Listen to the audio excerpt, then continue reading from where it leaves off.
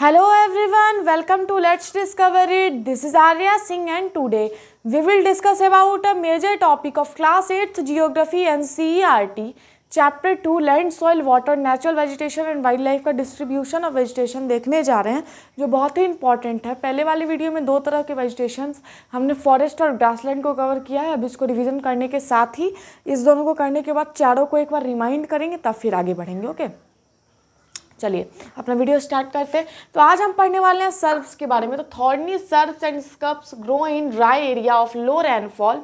ठीक है, जो थॉर्नी सर्फ्स वगैरह होते हैं या फिर स्कप्स होते हैं, छोटे छोटे प्लांट होते हैं, वो ग्रो हो जाते हैं हमारे ड्राई रीजन में।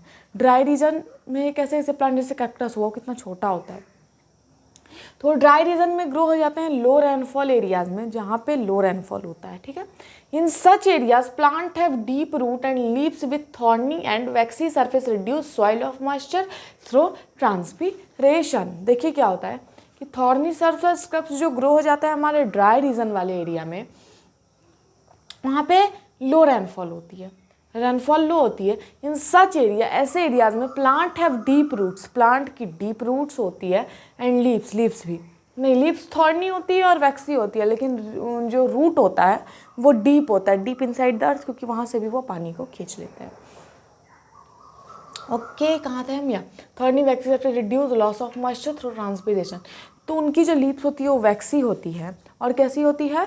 थॉर्नी होती है। उसके चलते क्या होता है ना कि वो सरफेस, उनकी जो ऐसी सरफेस होती है, बनावट होती है नेचुरली, वो रिड्यूस करते हैं किस चीज़ को? ट्रांसपीरेशन को। ट्रांसपीरेशन मतलब loss of water through leaves is known as transpiration. इसी प्रोसेस को हम ट्रांसपीरेशन बोलते हैं। ओके, चलिए अब कुछ और देखते हैं। यहाँ तक कि रिड्यूस लॉस, तो ये बात अब आप बोलोगे क्यों, ऐसा क्यों?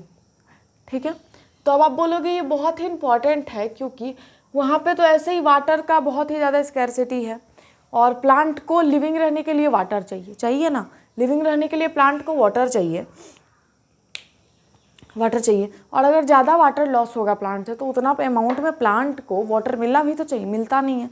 तो ये हेल्प करती है मॉइस्चर को कम से कम रिड्यूस करने में, यानी ट्रांसपीरेशन कम से कम होने में और प्लांट को सर्वाइव करने में। तो ये वाला हमारा आ जाता है कौन सा vegetation? Thorny shrubs and scrubs vegetation.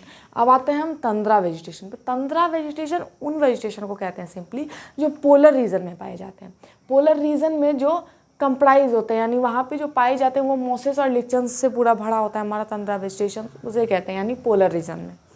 अब एक चीज़ है, यहाँ पे पोलर रीजन में कौन कौन से एनिमल्स पाए जाते हैं? पहला पेंगुइन हो जाएगा, वालरस हो जाएगा, और यहाँ तक कि वेल हो जाएगा, नहीं सॉरी वेल नहीं होगा, वालरस हो जाएगा, पेंगुइन हो जाएगा और पोलर बियर हो जाएगा। पोलर रीजन है तो पोलर बियर तो मिलेगा ही मिलेगा वहाँ पे।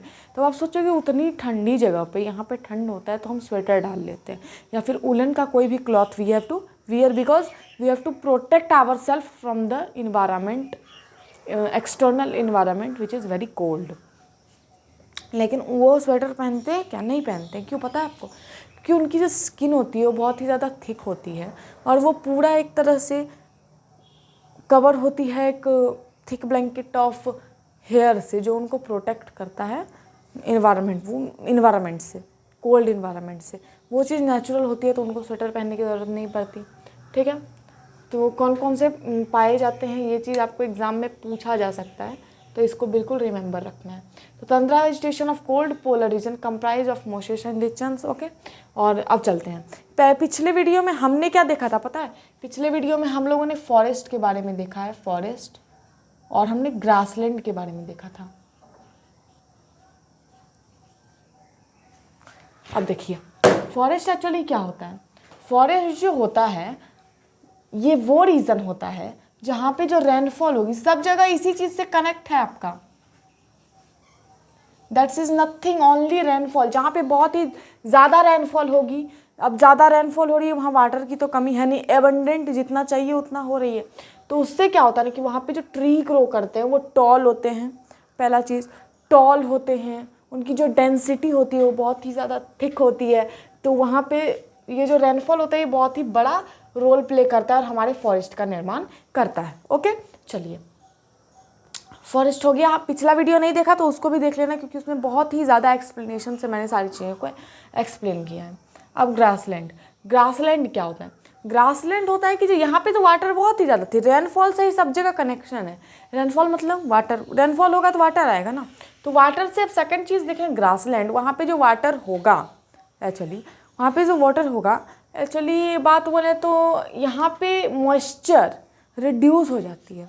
मॉइस्चर रिड्यूस होने के कारण यहाँ पे, अभी ग्रासलैंड का कंसेप्ट हटाओ, मॉइस्चर रिड्यूस होने के कारण जो यहाँ पे ट्रीज़ होते हैं, प्लांट होते हैं, उनकी जो लेंथ होती है वो स्टंट हो जाती है, छोटी हो जाती है, और उनकी जो डेंसिटी होती है वो भी घट जाती है।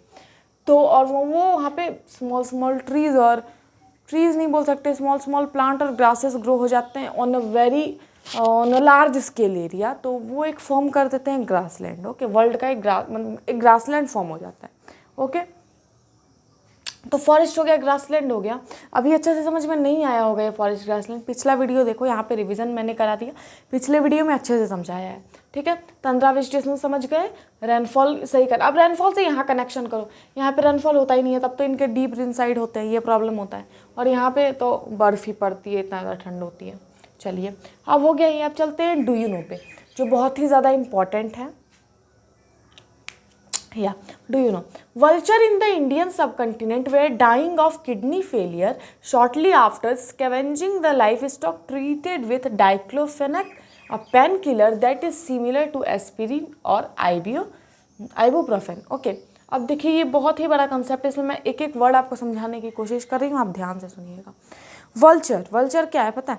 वल्चर जिसको हम वाइटल क्लीनर ऑफ इन्वायरमेंट कहते हैं, जो मैंने पिछले वीडियो में भी आपको बताया है। तो ये जो हमारा वाइटल क्लीनर है, ये एक्चुअली क्या करता है, ये एक स्कैवेंजर है। ये dead organisms, by the way कहीं एक कोई भी ऑर्गेनिजम्स मरा हुआ है वो इसको जाके फीड कर लेगा, वो उसको फीड कर लेगा तो वो जगह क्लीन हो जाएगी, और जो भी बचेगा उस एनिमल का जो रेसिड्यू जो खाने के बाद बचेगा वो सिंपली सॉइल में मिक्सअप हो जाएगा।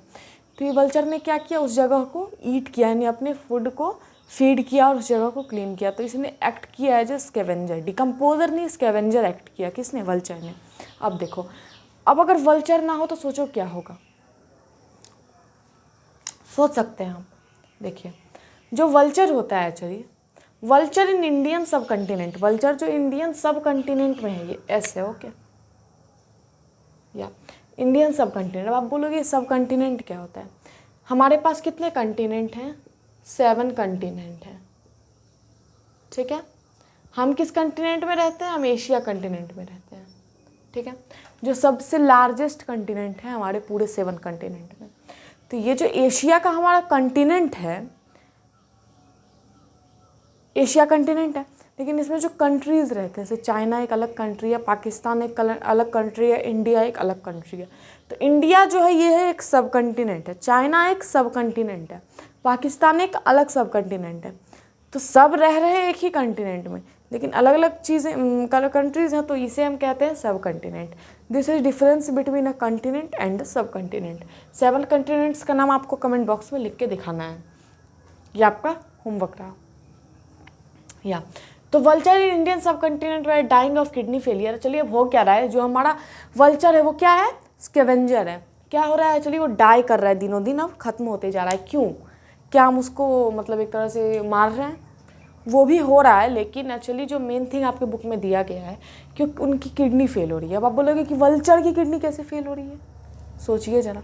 एक्चुअली हो क्या रहा है ना कि जब अब वो फीड करते हैं हमारे लाइफ स्टॉक पे, लाइफ स्टॉक पे फीड करते हैं, तो वो स्कैवेंज करते हैं, शिकार करते हैं लाइफ स्टॉक पे। तो वो जो लाइफ स्टॉक को वो फीड करते हैं, सिंपली जो डेथ हो जाता है उसका, वो उस लाइफ स्टॉक को, जो लाइफ स्टॉक रखते हैं वो डाइक्लोफेनेक एक पेनकिलर है, जो एस्पिरिन और आइबुप्रोफेन, ये भी एक तरह का पेनकिलर है। ओके, और ये जो पेनकिलर है ये यूज़ किया जाता है फीवर अगर किसी को आ गया तो उसको कम करने के लिए भी। और पहला चीज़, और दूसरा चीज़, आपको कहीं भी अगर बहुत ही ज़्यादा दर्द है तो ये पेन किलर है, पेन को ये किल कर देता है, यानी खा लीजिएगा तो दर्द कम हो जाएगा।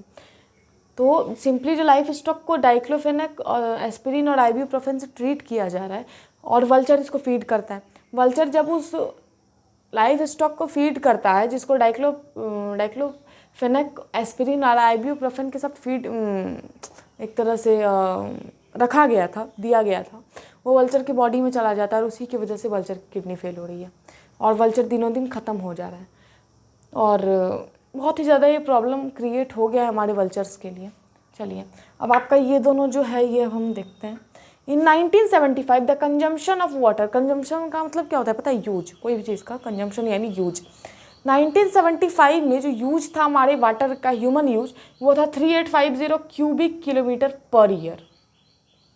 ओके 1975 की हम बात कर रहे हैं। ओके उस टाइम इतना 3850 क्यूबिक किलोमीटर पर ईयर लोग यूज़ करते थे। लेकिन अब क्या हो रहा है, ये बढ़ गया और 6000 क्यूबिक किलोमीटर पर ईयर आ गया हमारे 2000 में। ठीक है 1975 में था 3850 क्यूबिक किलोमीटर पर ईयर, लेकिन अब आ गया 6000 क्यूबिक किलोमीटर पर ईयर। सोच लीजिए कितना ज़्यादा कंजम्पशन बढ़ गया। भाई पॉपुलेशन बढ़ रही है तो कंजम्पशन भी बढ़ेगा ना, और कंजम्पशन बढ़ रहा है तो उसको सेव भी करना चाहिए, कंजर्व भी करना चाहिए। अब देखिए rain water harvesting, rain water harvesting is able to save, यहाँ पे सेव हो जाएगा। चलिए जो रेन वाटर हार्वेस्टिंग है वो 8000 लीटर ऑफ वाटर, अगर 2 घंटे अच्छे से रेन पूरा तेज से पड़ गया तो 8000 लीटर ऑफ वाटर सेव कर देता है हमारा रेन वाटर हार्वेस्टिंग। फिर उसे हम फ्यूचर के लिए यूज कर सकते हैं। रेन वाटर हार्वेस्टिंग मैंने पिछले वीडियो में कवर किया है, कंजर्वेशन ऑफ वाटर रिसोर्सेज वाले चैप्टर में, टॉपिक में। एंड अब देखिए अब ये नेचुरल पार्क्स क्या होता है, अभी सिंपली इसका डेफिनेशन पढ़ लो। कल आ रहा है conservation of wildlife resources और नेचुरल वेजिटेशन, उसमें मैं आपको और अच्छे से बताऊंगी। A natural area design to protect the ecologically integrity of one or more ecosystem for the present and future generation is known as, that area is known as national parks. देखिए क्या हो रहा है, दिनों दिन क्या हो रहा है ना कि हंटर जो हैं, जो शिकारी हैं, पोचर्स हैं, वो सिंपली पोच कर रहे हैं एनिमल्स को, हंट कर रहे हैं एनिमल्स को। तो पहली चीज़ तो इकोसिस्टम में दिक्कत हो रही है, दूसरी चीज़ वो एनिमल्स इंडेंजर्ड होते जा रहे हैं, कोई कोई तो एक्सटिंक्ट भी हो रहे हैं, तो ये प्रॉब्लम हो रहा है। तो एक्चुअली इसी चीज़ को सेव करने के लिए इंडिया के प्राइम मिनिस्टर ने क्या किया है आपको पता है? प्राइम मिनिस्टर बोल सकते हैं या फिर मतलब एक तरह से बोले जो भी इंडिया को भी गवर्न करते हैं वो, उन्होंने नेचुरल एरियाज़ बनाए हैं, नेचुरल एरियाज़ डिज़ाइन किया है जहाँ पे इन सारे हंटर गैदरिंग ये सब बंद है, वहाँ पे बस एनिमल्स आराम से रहेंगे और धीरे धीरे उनकी संख्या बढ़ेगी। तो अगले वीडियो में इसको और अच्छे से देखते हैं। अच्छे से आशा करती हूँ वीडियो अच्छे से समझ में आ गया होगा। तो होता है ये चैप्टर पूरा complete from this side Arya Singh. Thank you.